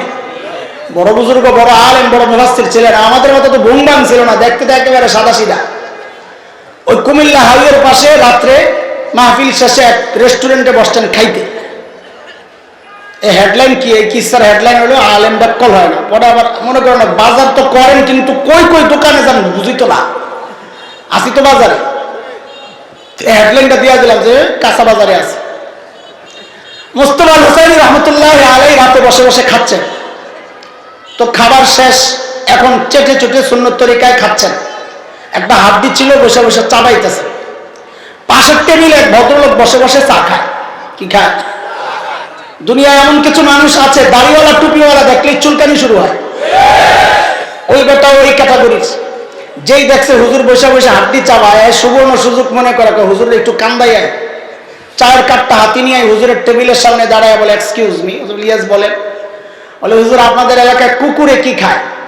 হুজুর যে হাড্ডি খাইতেছে, হুজুরের খোসাড়া মারলো আর কি, মনে করছে এই কথা জিজ্ঞেস করলে হুজুরের নাকের পানি চোখের পানি পড়তে পড়তে কানতে কানতে মোল্লা বেহুশ হয়ে আছে। এত টের পায় নাই, এই যে ভীমরুলের ভাষা দিছে। যেই না জিজ্ঞেস করছে হুজুর আপনার এলাকায় কুকুরে কি খায়, হুজুর আজ থেকে রাত দিকে তাকায় না, হাড্ডিটা চাবায় আর আমগো এলাকায় কুকুরে চা খায়। মোল্লারে ব্যাকল মনে করছিস না? আল্লাহু আকবার। কাসেম নানতুবি কত বড় মানুষ, দেওবন্দের প্রতিষ্ঠাতাদের একজন, ইংরেজ বিরোধী আন্দোলনের অন্যতম সিপাহ সালার, যার অঙ্গুলি ইশারায় মুসলমান তো বটেই, স্বাধীনতাকামী হিন্দুরা পর্যন্ত উঠে বসে। দারুল দেওবন্দ মাদ্রাসার ঠিক লাগোয়া একটা ছোট্ট মসজিদ আছে, মুফাসসির হাবা খাওয়া যত লাগাইতে পারে তত বড় আল্লামা। তো যারা কাসেম নানতুবি কি জিজ্ঞেস করতেছে, এই কাসেম নানতুবি কেমন? কাসেম নানতুবি কই? কাসেম নানতুবি বলছেন বড় বিপাকে। এখন যদি বলেন মাই হো, আমি কাসেম নানতুবি, তো গ্রেফতার হয়। আর যদি বলেন মুঝে পাতা নেই, আমি জানি না, তো মিথ্যা হয়। উপস্থিত জবাব দেওয়ার ক্ষেত্রে কাসেম নানতুবি ছিলেন অনন্য ব্যক্তিত্ব, তুলনাহীন, বেনজির বেমেসাল। এক হিন্দু পণ্ডিতের সাথে মুনাজারা, বহস, তর্কযুদ্ধ। বহসের আগে খাইতে বসছেন। তো হিন্দুরা, মুশরিকরা হাদিসের কথা অনেক খায়, ইমানদাররা কম খায়। আল মুমিন ইয়াকুলু ফি মিআন ওয়াহিদ, এক আঁতে খায়, ইমানদার অল্প খায়। তো হিন্দু অনেক খাইয়া দেখছে কাসেম নানতুবি একটু খাইছে, তো চিন্তা করছে মুনাজারার আগে, বহসের আগে মানসিকভাবে দুর্বল করার জন্য একটা মারি। তো বলে, মালি সাহেব, মোল্লা খাওয়াই তো আমার সাথে হাইরা গেলা, তুমি মুনাজারায় বহসে কেমনি জিতবা? কাসেম নানতুবির মাথা দিছে আল্লাহ একটা। আস্তে করে জবাব দেন, ও ভাই, খাওয়া নিয়ে যদি প্রতিযোগিতা করতে হয় তা আমার সাথে না যাইয়া মহিষের সাথে করো। আজীব ইনসান। ইংরেজরা যে জায়গা জিজ্ঞেস করছে, কাসেম নানতুবি কাহা? কাসেম নানতুবি কি চালাক, মোল্লা কি হয় না, ব্যাকল হয় না। মনে আসেনি হেডলাইন? হেডলাইন মনে রেখো, নাহলে পরে হারিয়ে যাবে। কাসেম নানতুবি যেখানে দাঁড়ানো ছিলেন ওখান থেকে একটু সরছেন, তো আগের জায়গাটা খালি হয়েছে না? হ্যাঁ। তো সৈরাই বলে, হ্যাঁ, এমন একটা ভাব রয়েছেন যে বুঝতে একটু দেরি হয়েছে। হ্যাঁ, কে আবার? ও কাসেম নানতুবি। ও আচ্ছা, ও তো আমি হাতে, তো একটু আগে এখানে ছিল। তো কথা তো ঠিকই আছে, একটু আগে তো এখানেই ছিল, এখন তো সরে গেছে। ইংরেজরা মনে করছে একটু আগে এখানে ছিল, এখন বুঝি পালিয়ে গেছে। সাইয়েদনা আবু বকর কি ছিলেন না? আরে বলেন না। আবু বকর একটা দুইটা শোনাই। সূরা লাহাব যখন নাজিল হয়, তো এর সূরা লাহাবের মধ্যে আবু লাহাবের বউ উম্মে জামিল বিনতে হারব ইবনে উমাইয়া এর কথাও তো আছে, তোরও সাইজ করা হবে। বেড়ি তো রাগে খুব এমনি ছিল, খুব উগ্র। মুফাসসিররা লেখেন, রাস্তায় যখন চলতো হঠাৎ দেখলে বোঝা যাইতো না এটা বেড়া না বেড়ি, শাহবাগের স্লোগান কর না। তো উম্মে জামিল একটা পাথর লইছে, নবীরে মারবে। মসজিদে হারামের ভিতরে ঢুকছে, নবী আলাইহিস সালাম বসে বসে তিলাওয়াত করতেছেন, আবু বকর পাশে বসে বসে পাহারা দেয়। আরে আবু বকর পাহারা দিয়ে যে কত মার খেয়েছে। আবু বকর দেখছে উম্মে জামিল আসতেছে, মতিগতি ভালো না। আস্তে আস্তে কানে কানে যায় বলতেছে, ইয়া রাসূলুল্লাহ, উম্মে জামিল আসতেছে, ভাব বেশি ভালো না। নবী আলাইহিস সালাম বলেন, আবু বকর আসতে দেন, আসতে দেন, উম্মে জামিল আমাকে দেখবি না। কেন? কোরআনের কথা এটা, সূরা বনী ইসরাইল আয়াত 45, আল্লাহ আগেই জানায় রাখছেন, فَإِذَا قَرَأْتَ الْقُرْآنَ جَعَلْنَا بَيْنَكَ وَبَيْنَ الَّذِينَ لَا يُؤْمِنُونَ بِالْآخِرَةِ حِجَابًا مَسْتُورًا। নবী আপনি যখন তিলাওয়াত করবেন, আপনার আর বেঈমানদের মাঝখানে আমি নিরাপত্তা পর্দা দিয়ে দিব, আর আপনাকে দেখবি না। উম্মে জামিল আয়েশা এরকম খালি খোঁজে, আবু বকর তো বুঝছে উম্মে জামিল তো দেখে না। উম্মে জামিল না পায় আবু বকরকে ধরছে, এই মোল্লা। ওই সময় তার মোল্লা কয় নাই, আমি সময়ের ভাষা দিয়ে আর কি তাফসীরটা করলাম। আরে মোল্লা, তোর দোস্ত কই? এখন আবু বকর বসছে বিপাকে। যদি বলেন লা আদরি, আমি জানি না, তো মিথ্যা হয়। আর যদি বলেন এই যে নবী, তো উম্মে জামিল বলবে কই যে? আবু বকর এই যে কই যে, কারণ উম্মে জামিল তো দেখে না। মাঝখানে আবু বকর মার খেয়ে পড়ছে কি বিপদে। আবু বকর কি চালাক, যে জিজ্ঞেস করছে তোর দোস্ত কই, তা আবু বকর জবাব দেন, খুঁজা দেহ। কি বলে? আল্লাহু আকবার। হিজরতের সময় রাস্তায় নবী আর আবু বকর কাফেররা খুঁজতেছে, ধরলেই 100 পুরস্কার। বহু দূরে এক কাফেরা পাওয়া গেছে নবী আর আবু বকরকে, কিন্তু চিনে না, নবী আর আবু বকরকে চিনে না, শুধু জানে মক্কা থেকে আসতেছে দুইজন, ধরলেই 100। আবু বকর সামনে, নবী পেছনে। আবু বকরকে ধরছে, ধরে জিজ্ঞেস করতেছে, মাম্মা তোমার সাথে এই লোককে? আবু বকর বিপদে, যদি বলেন লা আরিফ, আমি চিনি না, তো সিদ্দিক কাটা যায়, মিথ্যা হয়। আর যদি বলেন ইনি আমার নবী, তো নবী ধরা পড়া, নবুয়ত শেষ হয়, নিয়ে মেরে ফেলে। আবু বকর বড় আজীব জবাব দিয়েছেন, ইতিহাসে এই জবাবটা লেখা। সাইয়েদনা আবু বকর জবাব দেন, হাযার রাজুল ইয়াহদিনি, তিনি মানুষ, আমারে রাস্তা দেখায়। তো ও এরা মনে করছে এই বেটা মনে হয় পাহাড়ি এলাকা চিনে না, এই চিনে বুঝি রাস্তা দেখায়। কিন্তু আবু বকর তো নিয়ত করছেন ইয়াহদিনি ইলাল জান্নাহ, এই বেটা আমারে জান্নাতের রাস্তা দেখায়। আবু বকর কি ছিলেন না? বোকা ছিলেন। সাইয়েদনা ওমর যখন বললেন, আবু বকর আমার সারা জিন্দেগীর আমল আপনাকে দিতে চাই, আবু বকর বড় চিন্তায় পড়ে গেছেন, বলে এই কথার মধ্যে কোনো গোমর আছে? ওমরের কাছে আবু বকর জানতে চান, আবু বকর ওমর সারা জিন্দেগীর আমল দিয়া দিবেন বুঝলাম, কিন্তু বলেন না একটু আমার কি দেওয়া লাগবে, আমার কি দেওয়া লাগবে? ওমর বলেন, আবু বকর আপনি ঘাবড়েন না আবু বকর, আমি বেশি কিছু চাইবো না, বেশি কিছু চাইবো না। বলে কমটাই কি? বলে কমটা হইল আবু বকর নবীর সাথে হিজরতের সময় সাউর গুহায় যে 3 দিন ছিলেন, ওই 3 দিন আমাকে দিয়ে দিবেন, বিনিময় আবু বকর আমি আমার সারা জিন্দেগীর আমল আপনাকে দিয়ে দিব। হায় হায়, কয়দিন? কয়দিন বিনিময়? কয়দিন? বলেন কয়দিন? মিলে মিলে? আরে বলেন। সাইয়েদনা ওমর কি বুঝলেন গুমর, যে এই 3 দিনে এমন কি গুমর আছে যে আমার সারা জিন্দেগীর আমলের চেয়ে আবু বকরের 3 দিনের দাম বেশি? একটু বোঝা দরকার। শীত লাগতেছে না বেশি? আরে হা বললে তো আমিও ছাড়তে পারি ভাই, কেন বুঝেন না? চলেন একটু সাউর গুহায়, সুর গুহা না সুর বলে, সুর কি কি হবে? সাউর গুহা।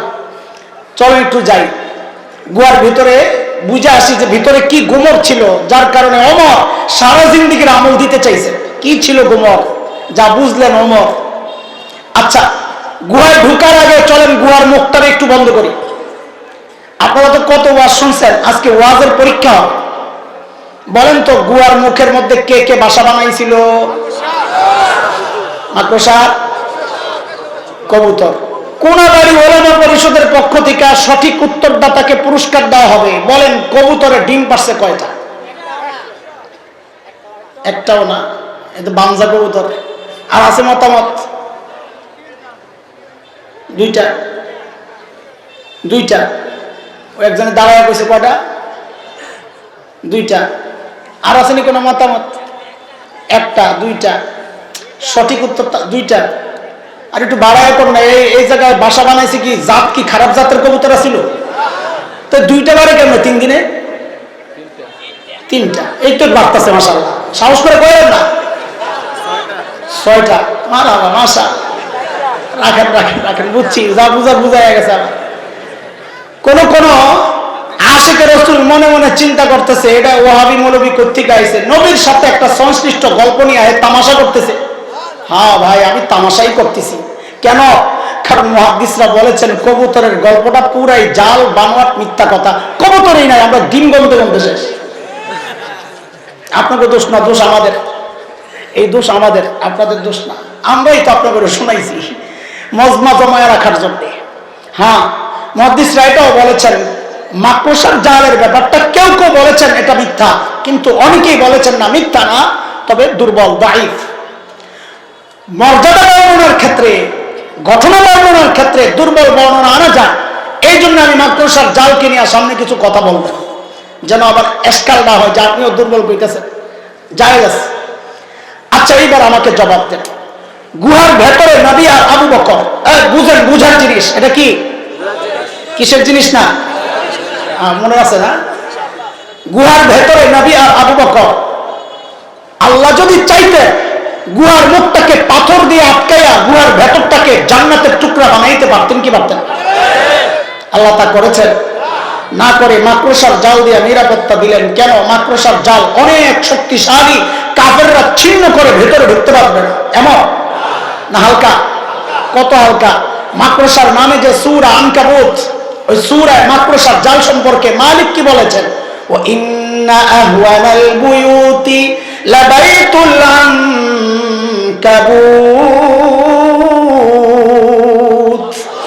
জগতের সবচাইতে দুর্বল ঘরের নাম কি বলেন না? তো আল্লাহ দুর্বল ঘর দিয়া নবী আর আবু বকরকে নিরাপত্তা কেন দিলেন? আরে দোস্ত বুঝো, আল্লাহ জগৎবাসীকে দেখায় দিচ্ছেন, আরে মানুষ দেখ, আমি যদি আমার দ্বীনকে বাঁচাতে চাই তো আমার পারমাণবিক অস্ত্র লাগে না, ট্যাঙ্ক কামান লাগে না, যুদ্ধ বিমান লাগে না, সাবমেরিন লাগে না, লাখো সৈন্য বাহিনী লাগে না। আমি আমার দ্বীনকে বাঁচাতে চাইলে মাকড়সার জাল দিয়েই বাঁচায় দিতে পারি। দরকার আবু বকরের ঈমান। কি দরকার? আর কি দরকার? আবু বকরের ঈমান দরকার। ছোট্ট একটা কথা শোনো, ঈমানের দাম কি? শেখ ওমর মুখতার রহমতুল্লাহ আলাইহি, নাম শুনেছে? বিখ্যাত বীর, লিবিয়া বিপ্লবী, দখলদারদের বিরুদ্ধে সশস্ত্র লড়াই করেছেন স্বাধীনতা আন্দোলনের জন্য। দখলদাররা সিদ্ধান্ত নিল বম্বিং করে গোটা এলাকা শেষ করে দিবে। একজন এসে বলল, হযরত এলাকা ছাড়া লাগবে। বলে কেন? বলে আমাদের কাছে তো বিমান বিধ্বংসী অস্ত্র নাই, আমরা কেমনি মোকাবেলা করব? শেখ ওমর মুখতার ঈমান দীপ্ত এক আজীব জবাব দিয়েছেন, পাল্টা প্রশ্ন করে। শেখ ওমর মুখতার বলেন, আচ্ছা বলো তো, তাদের বিমানগুলো কি অনেক শক্তিশালী? তো বলে হ্যাঁ অনেক শক্তিশালী। বলে কত শক্তিশালী? ওই বিমানগুলা আরশের উপরে দিয়ে যায় না আরশের নিচে দিয়ে যায়? সুবহানাল্লাহ, কি কথা এটা? বলে কোথায় আরশ, কোথায় সাত আসমান, কোথায় মহাশূন্য, এর কত নিচে দিয়ে বিমানগুলা যায়? তো শেখ ওমর মুখতার বলেন, ধুর, তাইলে আর ডরায় লাগছে। যদি আরশের উপর দিয়ে যেত তাইলে আমি ভয় পেতাম। কেন? আমাকে রক্ষা করবেন যে আরশের মালিক, তার উপর যদি বম পড়ে তো আমাকে কে বাঁচাবে? যেহেতু আমার মালিক ঠিক আছে, আমার কোনো টেনশন নাই। আল্লাহু আকবার।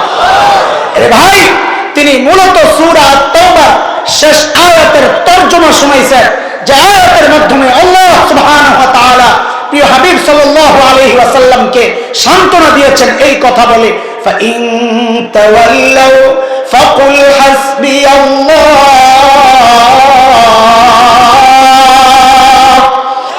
লা ইলাহা ইল্লাহু আলাইহি তাওয়াক্কালতু ওয়া হুয়া রাব্বুল আরশিল আযীম।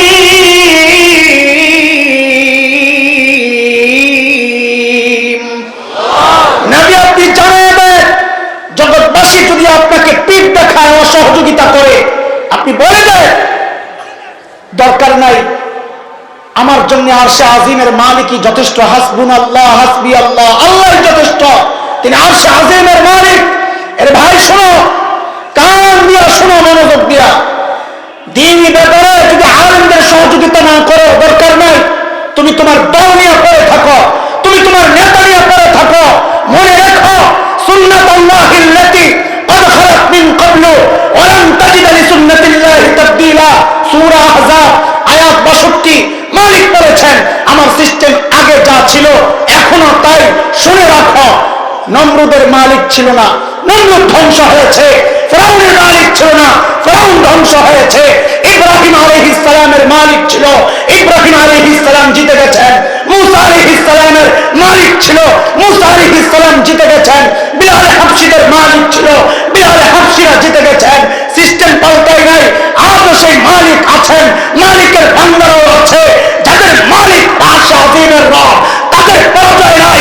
আজকে যারা আমাদেরকে রক্তচক্ষু দেখাও, গায়ের মাটকাতে চাও, হাত ভাঙতে চাও, শুনে রাখো, আমাদের মালিক আছে, আমাদের জয় সুনিশ্চিত, তোদের পরাজয় নিশ্চিত, পরাজয় সুনিশ্চিত, পরাজয় সুনিশ্চিত।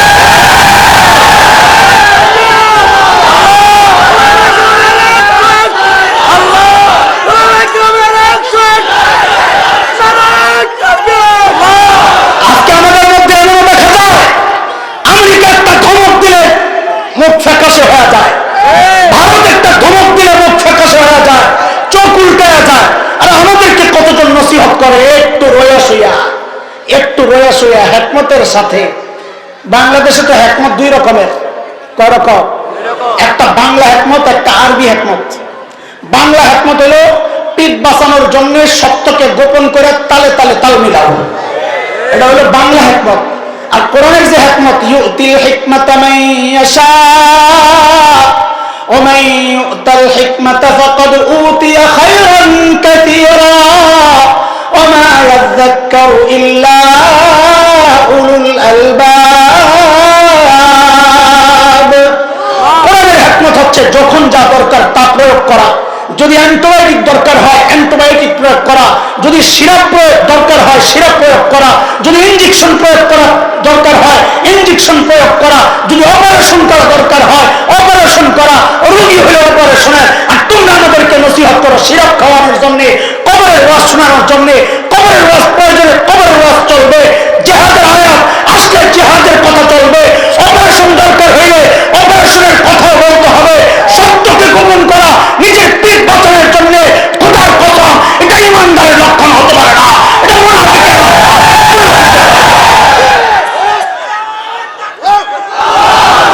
মুনাফিক না, ইমান যেহেতু কবুল করেছি, এটা হৃদয়ের কথা, কার কলিজায় লাগলো না বিপক্ষে গেল বুঝার দরকার নাই, জানার দরকার নাই। শুধু আমাদের আখির পয়গামটা শুনে রাখো, ইমান যেহেতু কবুল করেছি, এই শরীর থেকে মাথা বিচ্ছিন্ন হতে পারে, এই সিনা থেকে কোরআন বিচ্ছিন্ন করা যাবে না, কোরআন বিচ্ছিন্ন করা যাবে না।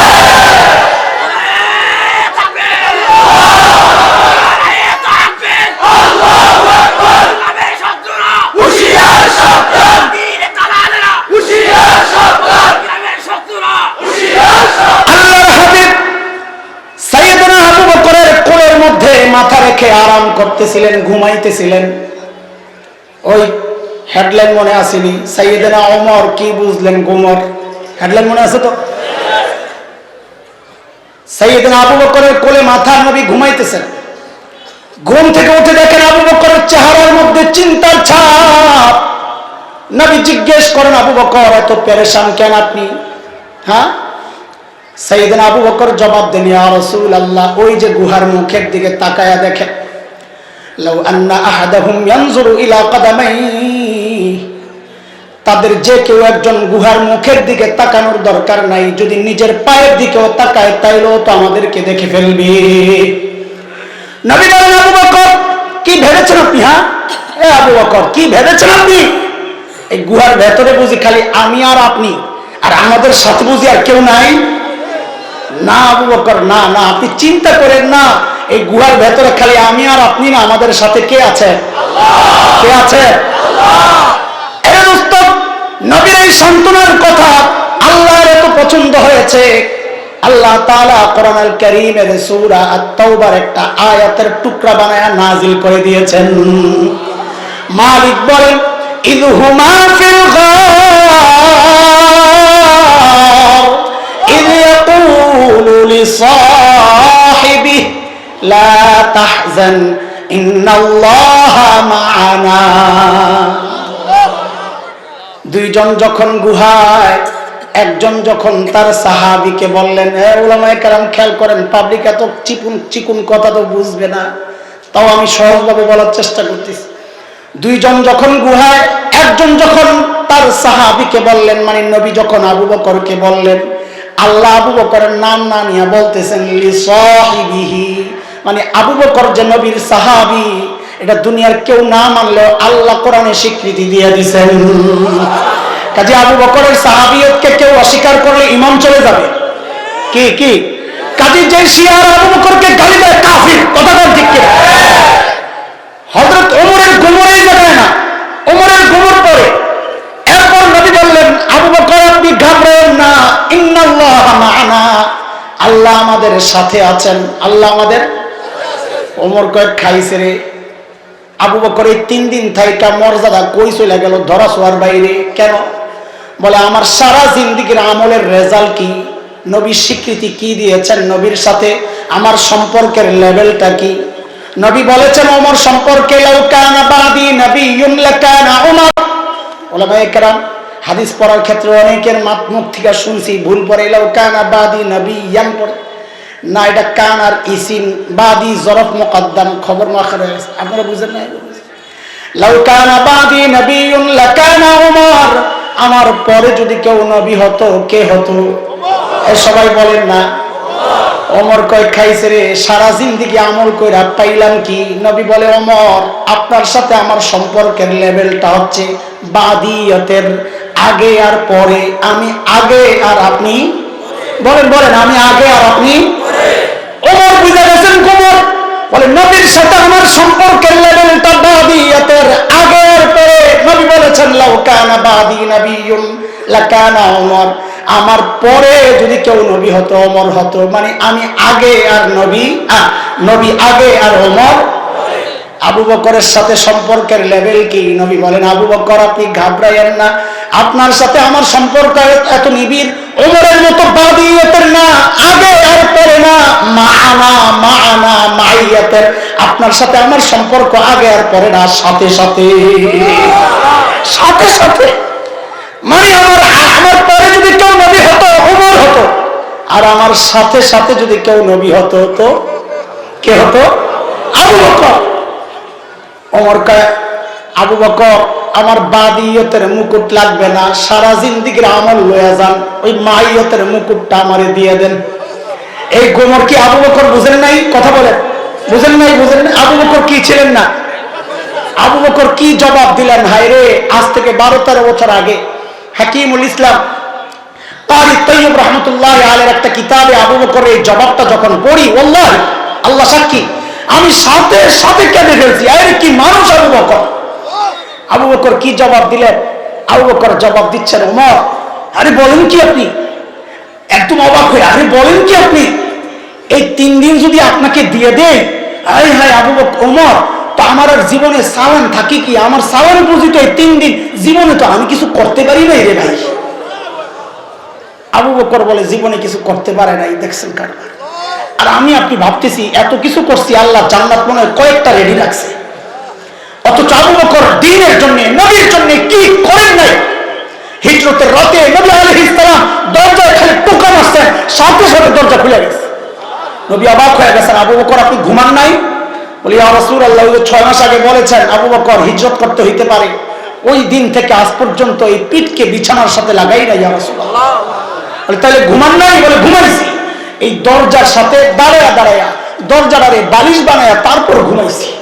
ওই আবু বকর বলতেছেন ওমর জীবনে কিছু করতে পারি নাই, দিয়ে দিল, আমার পুঁজি আর থাকি কি? আল্লাহু আকবার। আপনাদের যদি কষ্ট না হয়, আবু বকর আর ছোট্ট একটা মর্যাদা সময় আমি চলে যাব খানার টেবিলে, বাজার শেষ করব, বলেন একটু কষ্ট করো, আমার খারাপ লাগতেছে, কুয়াশা জন্য আইতেছে। হুজুররা বলে এই বেড়ার আর দাওয়াত দেওয়ার দরকার নাই, মাহওয়াল বুঝে না, পাবলিক এত কষ্ট পাইতেছে, কুয়াশা ঢুকতেছে আর হ্যাঁ বয়ান চালাইয়েই যেতেছে। বলেন একটু কারো কষ্ট লাগলে, আচ্ছা ঠিক আছে ঠিক আছে, কারো কষ্ট লাগলে শেষ করতেছি খুব দ্রুত। তাবুকের যুদ্ধ, নবী আলাইহিস সালাম চাঁদা চেয়েছেন, কার কাছে কি আছে দাও। কাজেই চাঁদা নেওয়া, দ্বীনের কাজের জন্য সাধারণ মানুষের সহযোগিতা নেওয়া, এটা নবীর সুন্নাহ। কি নবীর সুন্নাহ? এই সুন্নাহ নিয়ে যারা উপহাস করে, তারা সুন্নাহ উপহাস করার অপরাধে ঈমানের গণ্ডি থেকে বের হয়ে যাবে। বুঝেন না এই কথা? থাক, এত ভাঙ্গা যাবে না। চাঁদা চাইছেন নবী, আয় কার কাছে কি আছে দাও। হযরত ওমর দৌড়ে গেছেন ঘরে, কেন? চাঁদা আনবে। আজকে খুশি ওমর, আবু বকর আজকে হারাইয়া দিব, কারণ চাঁদার ব্যাপার তো, আবু বকর দিবি কি নাই তো কিছু। হযরত ওমর ঘরে গেছেন, যায়া ঘরে যা ছিল সব নামাইয়া 2 ভাগ করছেন। 1 ভাগ ঘরে রাখছেন, আর 1 ভাগ গাট্টি করে নবীর দরবারে, ইয়া রাসূলুল্লাহ আমার চাঁদা। নবী জিজ্ঞেস করছেন ওমর ঘরে কি নিয়ে আসছেন? ওমর কি নিয়ে আসছেন? বলেন তো কি জিজ্ঞেস করছেন? বলেন বলেন, ওমর কি নিয়ে আসছেন? হযরত ওমর বলেন ইয়া রাসূলুল্লাহ যা ছিল অর্ধেক আনছি, অর্ধেক রাইখে আসছি। এবার আবু বকরের পালা। ওমর অপেক্ষা করতেছে, নবী অপেক্ষা করতেছে, আবু বকর কি নিয়ে আসে। সাইয়েদনা আবু বকর আসতেছেন, হাতে ছোট্ট একটা পোটলা, নাই তো কিচ্ছু, আনবে কি? ছোট্ট পোটলা নিয়ে আবু বকর আসতেছেন। বর্ণনার 8 পিস মিলাইলে বোঝা যায় ওই পোটলার ভেতরে আবু বকরের গায়ের জামা কাপড়গুলা, নাই তো কিচ্ছু। আপনার মাথায় এখন ঘুরতেছে তাইলে গায়ে দিছি কি, ল্যাংটা হয়ে আইছে নাকি? বর্ণনার এই অংশটুকু দুর্বল, আপনাদের সাথে আমরা খেয়ানত করব না, যেটা দুর্বল বলে দিব, যেটা জাল বলে দিব। বর্ণনার এই অংশটুকু দুর্বল, তবে কারো মর্যাদা বলার ক্ষেত্রে দুর্বল বর্ণনা আনা যায়, এই জন্য বলছি, খেয়ানত করছি না। সাইয়েদনা আবু বকরের গায়ে ঘরে বিছানোর জন্য একটা চট ছিল, ওইটা গায়ে দিছেন। বর্ণনা এই অংশটুকু আসছে যে হযরত আবু বকর খেজুর গাছের কাঁটা দিয়া বুতাম বানাইছেন। আসছেন নবীর সামনে, ইয়া রাসূলুল্লাহ আমার চাঁদা। নবী জিজ্ঞেস করতেছেন, আবু বকর মা আবকাইতা, ঘরে কি রাইখা আসছেন? ঘরে কি রাইখা আসছেন? ওমরকে কি জিজ্ঞেস করছিলেন?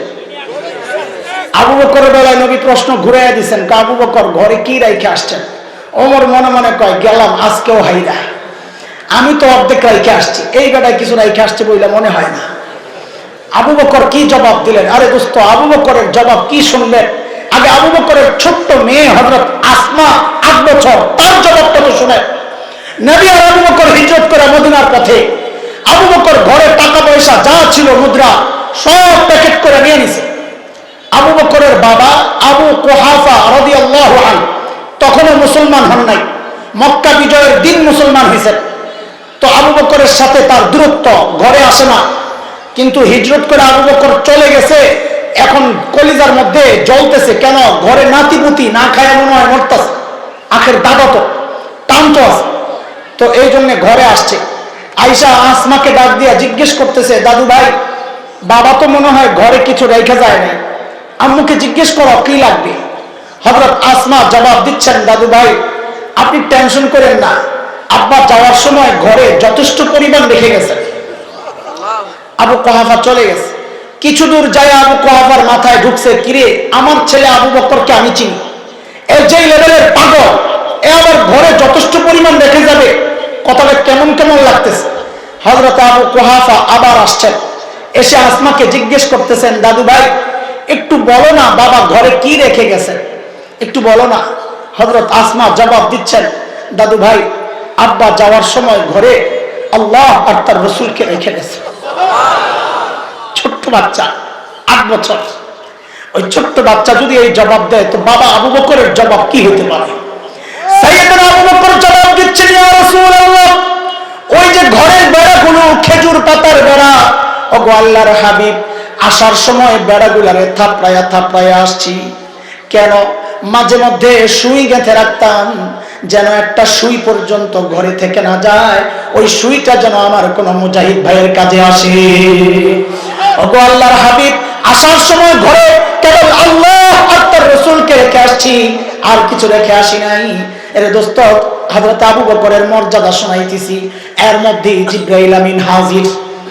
নবীকে সালাম দিয়ে জিবরাইল বলতেছেন, ইয়া রাসূলুল্লাহ আল্লাহ আবু বকরকে সালাম পাঠাইছেন। আল্লাহু আকবার। আমি আপনি ইবাদত করে কাকে খুশি করার জন্য?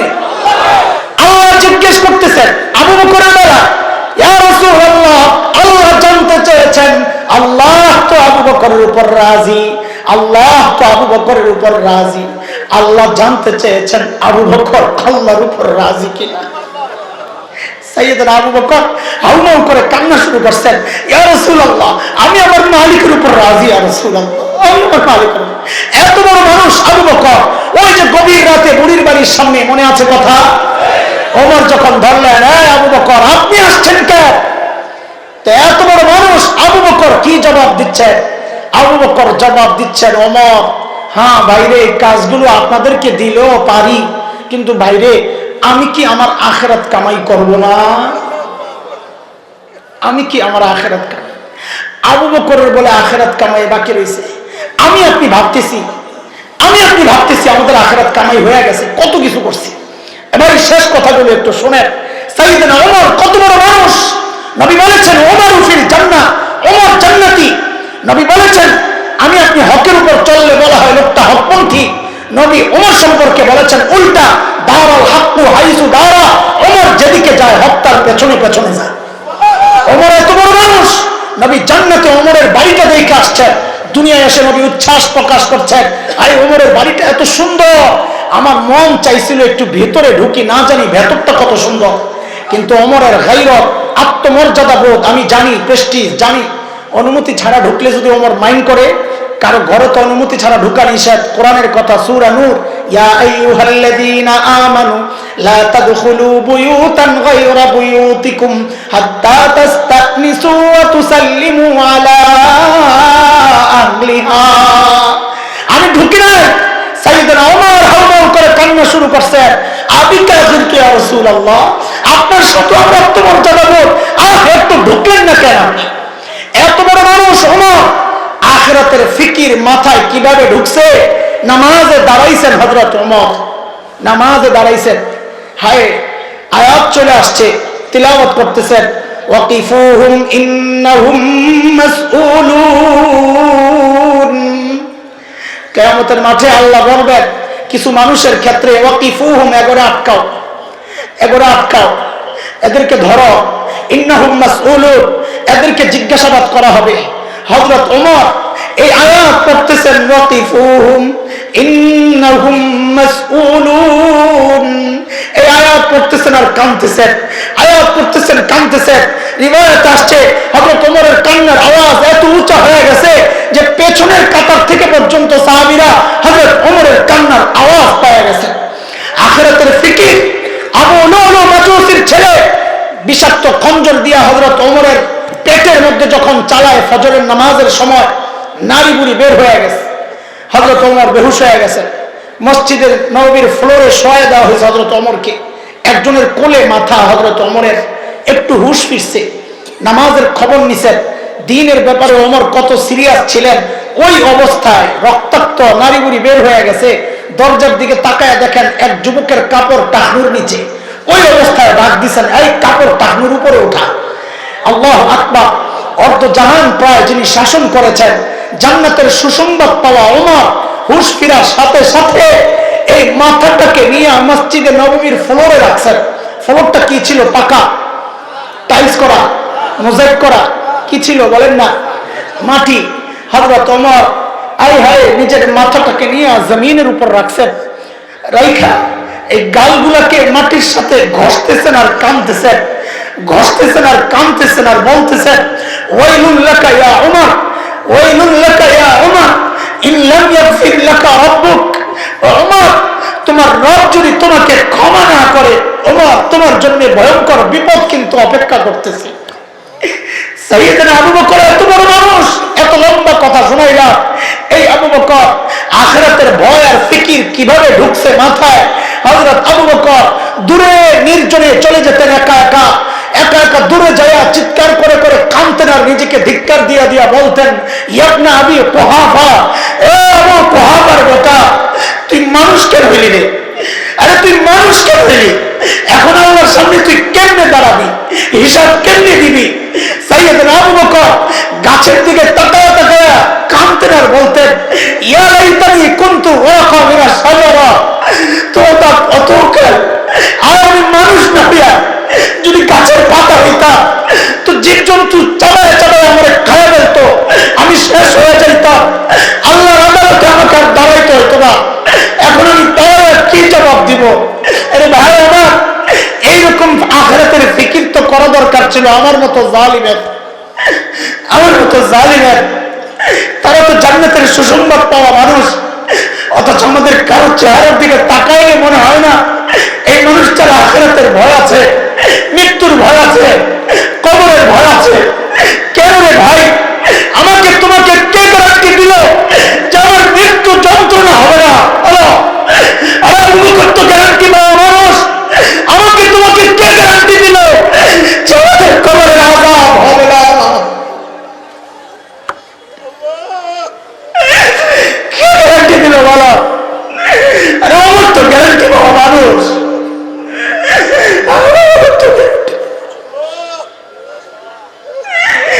আমাকে তোমাকে কে গ্যারান্টি দিছে যে আমরা জান্নাতে চলে যাবো? হ্যাঁ, কে গ্যারান্টি দিছে বলে? কোনো ভয় নাই যে মারা যাবো, কোনো ভয় নাই। মনে হয় কবে দেরি আছে মরার ডেট। আরে এমনও তো হইতে পারে এই মজলিসে এমন মানুষ আছে যার কাপড়ের কাপড় দোকানে চলে আসছে। এমনও তো হইতে পারে কালকে খবর পাইতে পারে বয়ান করতে পারে না হাসান জামিল তো দুনিয়া,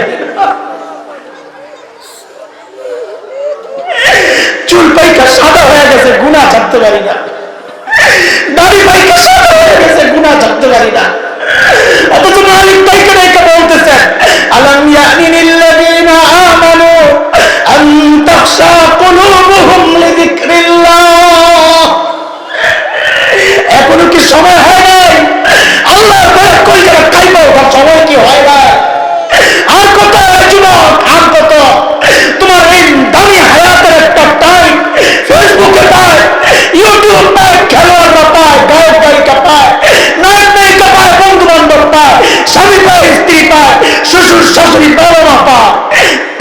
বল মালিক, পায়ে রেখে বল মালিক। মালিককে টাইম দেওয়ার সময় আমাদের হাতে নাই। আরে জালিম একটা গাছের দিকে তাকায় দেখো না, ওই গাছটা সারাক্ষণ দাঁড়ায় দাঁড়ায় মালিকের তাসবিহ পড়ে। আরে জালিম একটা নিকৃষ্ট প্রাণী কুকুরের দিকে তাকায় দেখো, ওই কুকুরটা রুকুর হাল হতে মালিকের তাসবিহ পড়ে। সব কিছু পোকামাকড় মেরে গেল, তুমি জানো এগুলো সেজদার হাল হতে মালিকের তাসবিহ পড়ে। সময় নাই আমাদের হাতে, সময় নাই আমাদের হাতে। কি জবাব দিব মালিকের সামনে দাঁড়াইলে? সেদিন জবাব দেওয়ার কোন সুযোগ থাকবে না। সেদিন মালিকের পক্ষ থেকে ডাক আসবে, খুযুহু ফাগুল্লু, খুযুহু ফাগুল্লু, ধর বাইরাদা সুম্মাল জাহিম সাল্লু, এরপরে নিয়া জান্নাতে ফালা, জান্নাতে ফালা।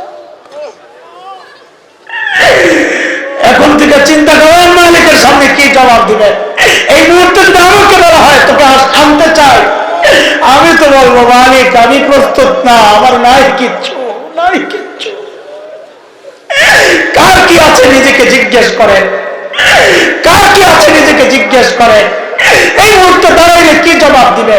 আহারে হযরত উসমানের মতো মানুষ বলে, আমাকে যদি অপশন দেওয়া হয় যে তুমি মাটি হয়ে যাবা নাকি জান্নাত জাহান্নামের যে কোনো একটার মধ্যে পড়বা, হযরত উসমান বলেন ওই রিস্কে আমি যাইতে রাজি না, আমারে মাটি বানায় দেন তাও ভালো। তাদের তুলনায় আমাদের হালত কি? আরে আমাদের হালত কি? কি নিয়ে উঠবো মালিকের কাছে? সুরতটা পর্যন্ত ধরতে পারি নাই, নবীওয়ালা সুরতটা পর্যন্ত বানাইতে পারি নাই। সুপারিশের জন্য কোন মুখে নবীর সামনে যায় দাঁড়াবো বলে? গ্রামের সঙ্গ পর্যন্ত দেওয়ার মানসিকতা নাই, কোন মুখে নবীর সামনে দাঁড়াবো? যে কালিমা তোমাকে আলেমকে মহব্বত করতে শেখায় নাই, ওই কালিমা নবীর শাফাআত তোমাকে কেমনে লইয়া দিবে বলো? বলে